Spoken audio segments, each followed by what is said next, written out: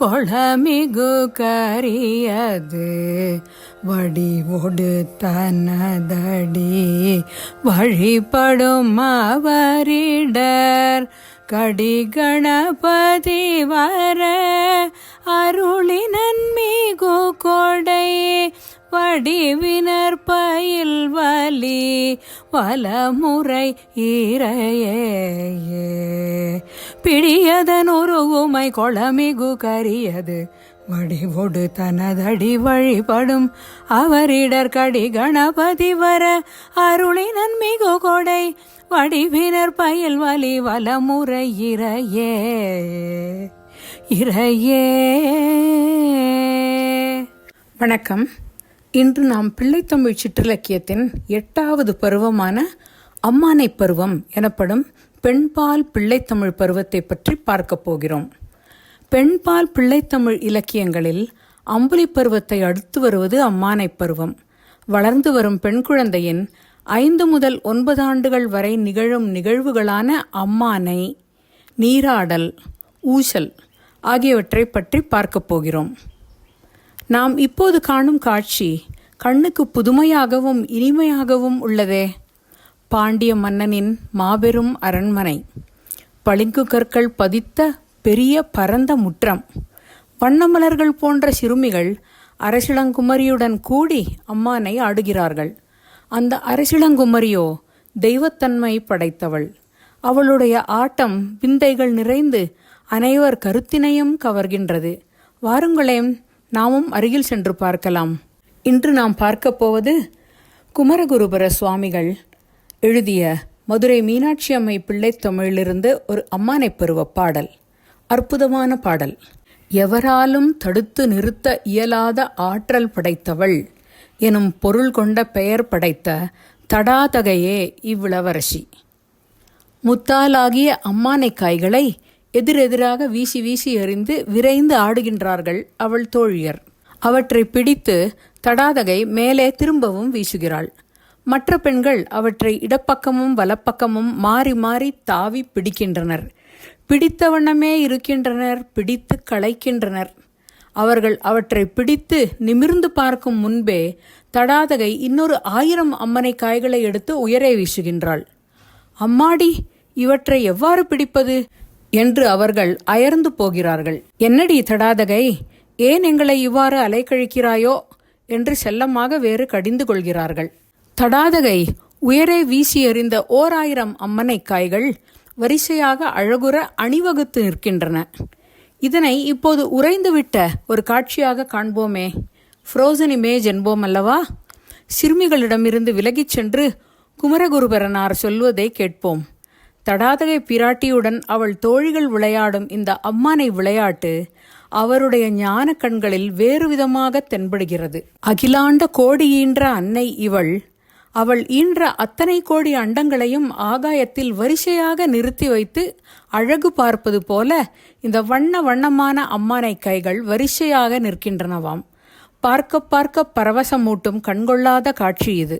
அம்மாடி, இத்தனை அண்டங்களையும் நீ படைத்து எம்மையும் காத்தருளுகின்றனையோ அன்னையே என உள்ளம் நெகிழ்கின்றது அல்லவா? இவர்கள் அம்மானை ஆடும் பளிங்கு முற்றத்தை சுற்றிலும் வண்ணமும் நறுமணமும் தாங்கிய மலர்களைக் கொண்ட செடி கொடிகள். அவற்றில் வரிகளை உடைய வண்டுகள் மூழ்கி தேன் உண்டு ரீங்காரம் செய்தபடி பைந்தாது எனப்படும் மகரந்த பொடிகளை குழப்பி கலக்கி எழுப்புகின்றன. இந்த சிறுமிகள் ஆடும் விறுவிறுப்பான அம்மானை விளையாட்டு அவற்றையும் உற்சாக கடலில் மூழ்கச் செய்து விட்டதோ என்னவோ. அவ்வாறு குழப்பியதனால் எழும் மகரந்த பொடியின் அடர்த்தியால் உலகமே இருண்டு போனது போல தெரிகிறதாம். அழகாபுரி, அமராவதி ஆகிய உலகங்களில் வாழும் வானவர்கள் தடாதகைதான் திரும்பவும் போருக்கு புறப்பட்டு விட்டாளோ, அவளுடைய பெரிய சேனையும் உடன் வருவதால் தான் இந்த புழுதி மண்டலம் எழும்பியுள்ளது போலும் என்று துணுக்குறுகின்றார்களாம். மதுராபுரி தலைவியான நீ இவ்வாறு அழகுற அம்மானை ஆடி அருளுக என்று கூறும் குமரகுருபரனார் தடாதகையின் தனித்தன்மையை அடுத்த வரிகளில் நம் கண்முன் நிறுத்துகிறார். அண்ணலாகிய சிவபிரானின் உணர்வில் இணைந்து உள்ளத்தில் கலந்து பின் அவருடைய உடலில் ஒரு பாகத்தை தனதாக்கி கொண்ட பெண்ணரசி இவள். ஆகம் கலந்து ஒருவர் பாகம் பகிர்ந்த பெண் என்று கூறி புலகாங்கிதம் அடைகிறார். இவள் ஒருத்தியே தான் இந்த அடைமொழிக்கு உரியவள் அல்லவா? இதனாலேயே இறைவனும் மாதொரு பாகன் எனும் சிறப்பு பெயர் பெற்றான் அல்லவா? யாம் பெற்ற இன்பம் பெருக இவ்வையகம் எனும் கூற்றின்படி குமரகுருபரர் தாம் கண்ட இந்த அற்புத காட்சியை இலக்கிய சித்திரமாக நாம் படித்து மகிழ வடித்து தந்துள்ளார். பாடலை கேட்கலாமா? தமரானின் துணை சேடியரில் ஒரு சிலர் தடக்கையின் எடுத்தாடு நின் தரள அம்மனை பிடித்தெதிர் வீசி வீசி இடசாரி வலசாரி திரியா நிமிராமு நம்மனை 1000 எடுத்தெறிய நிறை நிறையவாய் ககனமேல் நிற்கின்றதம்மை நீ பெற்ற அகிலண்டமும் நிறைத்து வைத்தது கடுப்ப இமிராவரி சுரும்பார்த்தெழப் பொழிலோடு எழுந்த பைந்தாதுலகெல்லாம் இருள் செய்ய செய்து நின் சேனாபராகம் எனுமே கமலகா புரிக்கும் அமராவதிக்கும் செய் மதுராபுரி தலைவி அம்மானையாடி அருளே ஆகம் கலந்தொருவர் பாகம் பகிர்ந்த பெண் அம்மானையாடி அருளே ஆகம் கலந்தொருவர் பாகம் பகிர்ந்த பெண் அம்மானையாடி அருளே. அம்மானை ஆடும் காட்சி ஒரு அடியாரின் கற்பனையில் எப்படி இருக்கிறதென்று பார்த்தோம். அம்மானை ஆடும் பெண் அம்பிகை எப்படி இருக்கிறாள் என வர்ணிக்கிறார் மற்றொரு அடியார். ஸ்ரீமத் வடுகநாத தேசிகர் அவர்கள் இயற்றியுள்ள காத்தியாயனர் இருப்பு ஸ்ரீ சுவர்ணாம்பிகை பிள்ளைத்தமிழ் அழகான பாடல்களை கொண்டது. ஒரு அம்மானை பருவ பாடல் அம்மானை ஆடும் அம்பிகையை வர்ணிக்கின்றது. வட்டமான நிலவு போன்ற முகத்தில் அவள் விறுவிறுப்பாக அம்மானை ஆடுவதனால் வியர்வை துளிகள் எழுந்து ஆடுகின்றன. முத்துவாளி எனப்படும் காதில் அணிந்த அணிகலன் ஆடுகிறது. கொடி போன்ற ஒரு அணி வடிகாதில் ஆடுகிறது. நீண்ட இதழ்களையுடைய குமுதமலர் போன்ற சிவந்த வாயில் புன்னகையானது வெண்ணிலா போல உதித்து ஆடுகிறது. ஒளி பொருந்திய அம்மையின் நெற்றியில் கட்டப்பட்ட பட்டம் எனும் அணியுடன் முத்துக்கள் இழைத்த சுட்டியும் சேர்ந்து ஆடுகிறது. அவள் ஆடும்போது அனைத்துமே ஆடுகின்றன. அவளுடைய அழகுக்கேற்ப கழுத்தில் விளங்கும் மோகன மாலை அசைந்தாடுகின்றது. இரு கைகளிலும் உள்ள வளைகள் அம்மானை ஆட்டத்தினால் தாமும் கலின் கலின் என ஆடுகின்றன. கல்லிழைத்த கடகம் ஆடுகிறது. மெல்லிய விரலில் அணிந்துள்ள மோதிரம் ஒளி வீசி ஆடுகிறது. கழுத்து அட்டிகை அசைந்தாடுகிறது. அணிந்துள்ள பொன்னாலான மணிமுடியும் சேர்ந்து ஆடுகின்றது. இவ்வாறு அன்னை நீ அம்மானை ஆட வேண்டும். அடியவர்கள் இந்த காட்சியை மனக்கண்ணில் கண்டு உள்ளம் உருகி நிற்கின்றனர். உன் அருள் பெருகுகின்றது சொர்ணபுரி அம்பிகையே, அம்மானை ஆடி அருளுகவே என வேண்டும் அடியார்கள் கூற்றாக அமைந்த பாடல் இது. பாடலை கேட்போம்.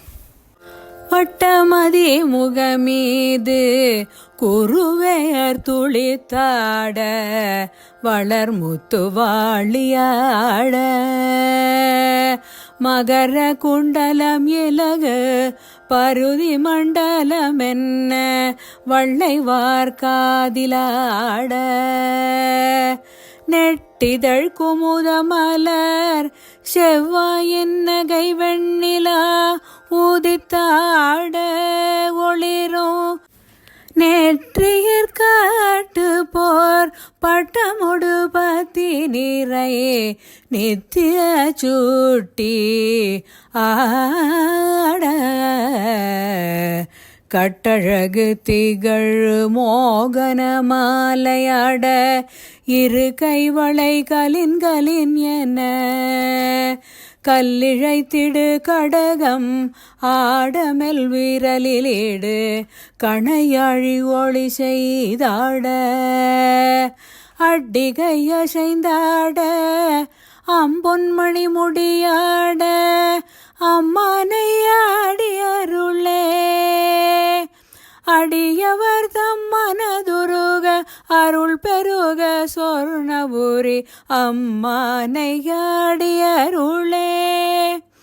அடிகையசைந்தாட அம்பொன்மணி முடியாட அம்மானையாடி அருளே. அடியவர் தம் மனதுருக அருள் பெருக சொர்ணபுரி அம்மானையாடி அருளே.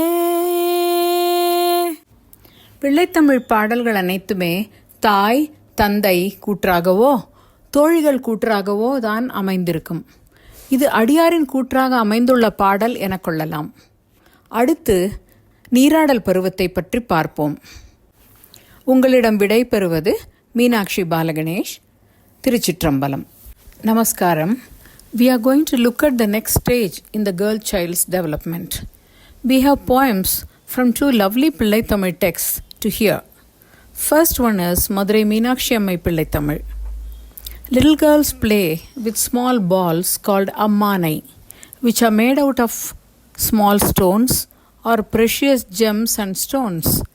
They throw them up sequentially and catch them in different combinations and numbers before they fall to the ground. Then they throw them up again. When Princess Tadadagai, namely Meenakshi, plays ammanai, her friends tire out easily trying to catch the ammanai being thrown to left and right sides by her. At one point, Kumaraguru shows us a frozen picture of all ammanais thrown up in space by Meenakshi, comparing them to a display of all the different worlds created by her. The bees, which are busy collecting honey from the beautiful flowers of the palace, also kick up the pollen as they do so. This is likened to Meenakshi's vast army set out to win the different countries and has inflicted fear in the minds of people. O Meenakshi, who abides in the heart of Lord Shiva and shares the left part of his divine body, play ammanai gracefully, the poet requests. The second poem is from another Pillai Tamil text from Swarnambigai Pillai Tamil by Srimad Vaduganatha Deshikar. He describes a little goddess playing ammanai. All her ornaments dance when she throws up the ammanai balls. Her smile also dances on her face. The devotees looking at her play ammanai are overcome with joy and emotion. Listen to the poems to soak in the poetic beauty and enjoy. Thanks for listening. This was brought to you by Meenakshi Balganesh.